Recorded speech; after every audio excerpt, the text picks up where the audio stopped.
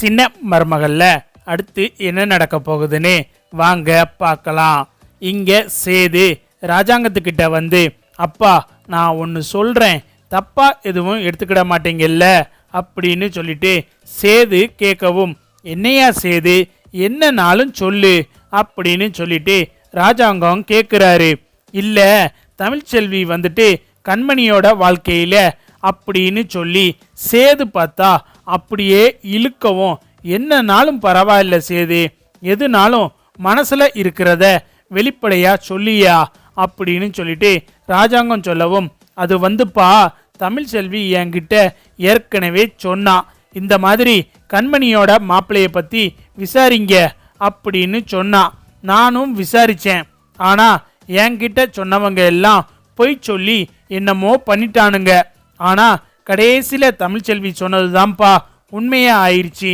அதே மாதிரி கண்மணி யாரையோ விரும்புறானும் என்கிட்ட வந்து சொன்னான். அப்பவும் அவன் மேல கோவப்பட்டு நான் திட்டுனேன். இனிமேல் இதை பத்தி என்கிட்ட எதுவும் பேசாதன்னு சொன்னேன். ஆனா அதுவும் கண்மணி விருப்பப்பட்ட மாதிரி தான்ப்பா அவளோட கல்யாண வாழ்க்கை அமைஞ்சிருக்கு.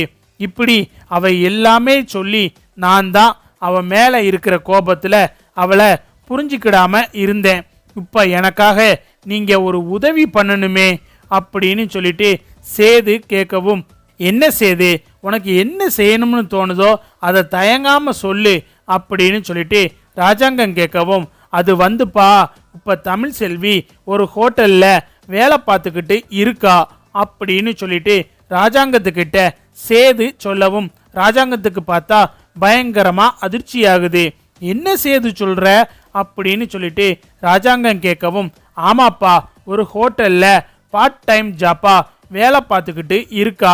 காலையில சீக்கிரமா கிளம்பி போய் ஹோட்டல்ல வேலை பார்த்துட்டு அதுக்கப்புறம் காலேஜ் போயிட்டு காலேஜ் முடிஞ்சு சாயந்தரமும் அந்த ஹோட்டலுக்கு போய் வேலை பார்த்துட்டு நைட்டு 10 மணிக்கு தான்ப்பா வீட்டுக்கு வாரா. காலையில சாயந்தரம் இப்படி 2 நேரமும் ஹோட்டல்ல வேலை பார்த்துக்கிட்டு இருக்காப்பா. அன்னைக்கு ஒரு நாள் அவளை நான் ஹோட்டல்ல பார்த்தேன். ஏன் இப்படி ஹோட்டலுக்கு போய் வேலை செய்கிறேன்னு கேட்டதுக்கு, என் படிப்பு தேவைக்கு என்னோட ஸ்கேன் மாத்திரை ஊசி இதுக்கு எல்லாமே பணம் தேவைப்படுது, அதுக்கெல்லாம் நான் என்ன பண்ணுவேன் அப்படின்னு சொல்லி என்கிட்ட பேசினாப்பா.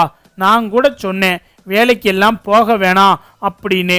ஆனால் அவ தான் நான் சொல்கிறத கேட்க மாட்டாளே அப்படின்னு சொல்லிட்டு சேது சொல்லவும், சரியா சேது இப்போ என்ன பண்ணலாம் அப்படின்னு சொல்லிட்டு ராஜாங்கம் கேட்கவும், இல்லைப்பா தமிழ்செல்விக்கு நம்ம ஒரு அமௌண்ட்டு கொஞ்சம் பணம் கொடுப்போம், ஒரு 2-3 லட்சம் ரூபாய்க்கு மட்டும் கொடுப்போம்ப்பா. அதுவும் உங்கள் விருப்பம்தான்ப்பா. இதில் நான் அவன் மேலே எதுவும் இறக்கப்பட்ட எதுவும் சொல்லலப்பா. அவன் மேலே எனக்கு இருக்கிற கோபம் அப்படியே தான்ப்பா இருக்கு. நம்ம கண்மணியோட வாழ்க்கையை காப்பாற்றி இருக்கா. 10ஆவதுக்கு இந்த மாதிரி மாசமாக இருக்கிற நேரத்தில் போய் ஹோட்டலில் வேலை செஞ்சு அவளோட படிப்பு தேவைக்காக இப்படி பண்ணிக்கிட்டு இருக்கா. அதுக்காக ஒரு உதவி மாதிரி பண்ணலாம்ங்கிறதுக்காக தான்ப்பா கேட்குறேன் அப்படின்னு சொல்லிட்டு சேது சொல்லவும், இவ்வளவுதானா சேது, இதுக்கு போய் ஏன் சேது தயங்கி தயங்கி சொல்லிக்கிட்டு இருக்க, நீ சொன்னது ரொம்ப சரிதான்.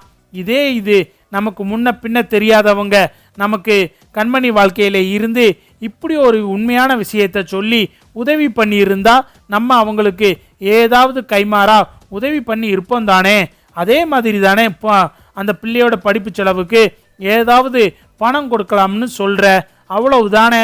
நீ போய் அம்மா கிட்ட சொல்லி எவ்வளவு பணம் வேணுமோ வாங்கிக்க அப்படின்னு சொல்லிட்டு ராஜாங்கம் சொல்லவும், இல்லப்பா நான் கொடுத்தா அவ வாங்க மாட்டா, நீங்களே வந்து கொடுத்துருங்களேன் அப்படின்னு சொல்லிட்டு சேது கேட்கவும், இங்க பார்த்தா ராஜாங்கம் ஒரு மாதிரியா பார்க்குறாரு.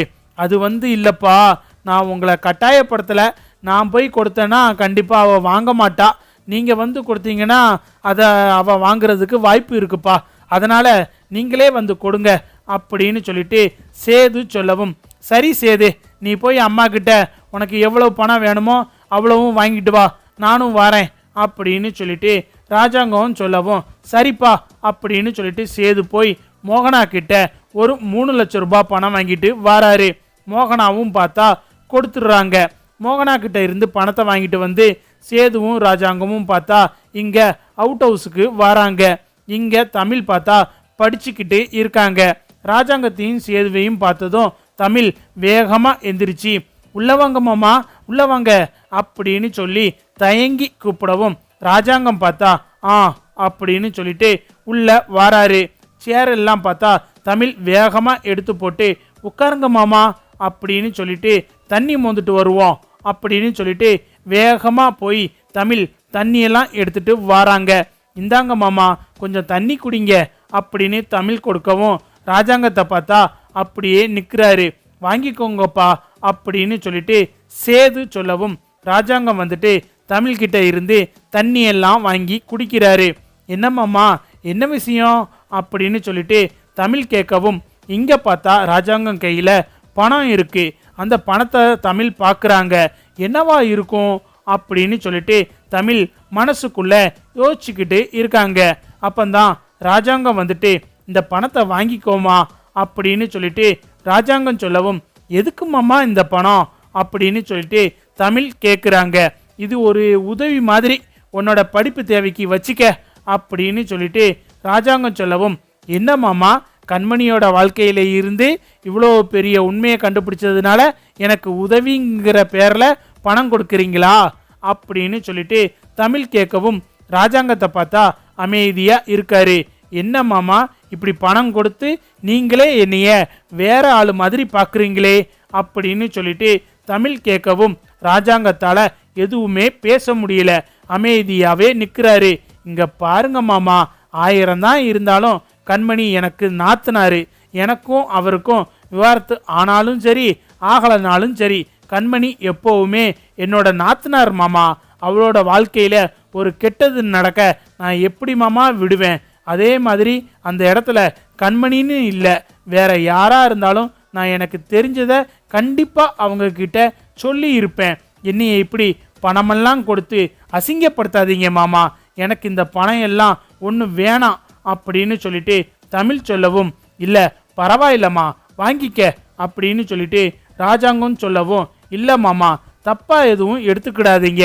எனக்கு உங்ககிட்ட இருந்து ஒத்த நயா பைசா கூட எனக்கு வேணாம். அப்படி மீறி நான் அந்த பணத்தை வாங்கினேன்னு வைங்களேன் அதை விட பெரிய அசிங்கம் வேற எதுவுமே இருக்காது. இப்போ நீங்கள் எனக்கு பணம் கொடுத்துட்டீங்க. இந்த விஷயம் வேறவங்க காதுக்கு போச்சுன்னா என்ன பேசுவாங்க எப்படி பேசுவாங்கன்னு தெரியுமா? இவ பணத்துக்காகத்தான் இப்படியெல்லாம் பண்ணியிருக்கா போல. அதனால தான் மாப்பிள்ளைய பற்றி இப்படியெல்லாம் விசாரிச்சுக்கா போல அப்படின்னு சொல்லிட்டு என்னையத்தான் ரொம்ப கேவலமாக பேசுவாங்க. அதனால் எனக்கு பணம் எல்லாம் ஒன்று வேணாமாமா. நீங்கள் இவ்வளவு தூரம் இந்த வீட்டுக்கு வந்தீங்களே அதுவே எனக்கு போதுமாமா அப்படின்னு சொல்லிட்டு தமிழ் சொல்லவும் இங்கே ராஜாங்கத்துக்கு பார்த்தா தமிழை நினச்சி அப்படியே உடம்பெல்லாம் ஒரே பூரிப்பாக இருக்குது. பரவாயில்ல இவ்வளவு தூரம் பணம் கொடுத்தும் பணம் வேணான்னு சொல்கிறாளே இது நம்ம வீட்டு ஆளுகளாக இருந்தால் சொத்து பணம்னு சொல்லி எவ்வளவு ஆசைப்படுறாங்க. ஆனால் தமிழ்ச்செல்வி அந்த விதத்தில் ரொம்ப தங்கமான குணமாக இருக்கா அப்படின்னு சொல்லிட்டு ராஜாங்கம் மனசுக்குள்ள தமிழை பற்றி நல்ல விதமாக நினச்சிக்கிட்டு இருக்காரு.